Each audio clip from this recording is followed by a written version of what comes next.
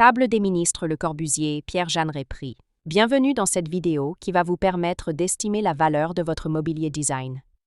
Aujourd'hui, nous allons découvrir une pièce monumentale et emblématique du modernisme, la Table des ministres, conçue par Le Corbusier et Pierre Jeanneret. Si vous possédez CE meubles exceptionnels ou un autre mobilier de collection et que vous souhaitez obtenir une estimation gratuite, envoyez-nous un SMS au 06 23 05 6014 ou un mail à antique.mc@gmail.com. Restez bien jusqu'à la fin de la vidéo, car nous allons vous raconter une anecdote sur la vision collaborative de Le Corbusier et Jeanneret. Mais d'abord, voyons son histoire. Ses caractéristiques uniques et SS tendances de marché. Quelques résultats en vente aux enchères. En octobre 2024, Piazza proposa une table des ministres de Le Corbusier et Pierre Jeanneret, avec une estimation basse de 100,000 €.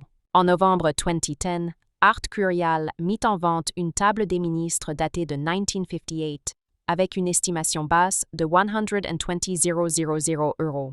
L'histoire de la table des ministres. Créée à la fin des années 1950, la table des ministres fut imaginée par Le Corbusier et Pierre Jeanneret dans le cadre de projets institutionnels et gouvernementaux, notamment pour Chandigarh, la capitale administrative de l'État du Pendjab en Inde.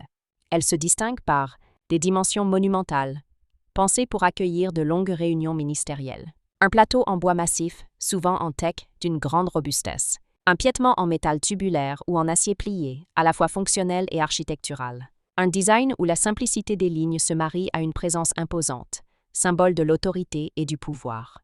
Pourquoi la table des ministres est-elle si recherchée? Elle représente un chef-d'œuvre du mobilier moderniste institutionnel. Son lien direct avec Chandigarh, projet urbain majeur de Le Corbusier, la rend historique. Sa rareté sur le marché et son importance architecturale en font une pièce de prestige très convoitée par les collectionneurs et les musées. Comment reconnaître une table des ministres authentique? Les matériaux, bois massif, souvent teck, et piétement métallique original.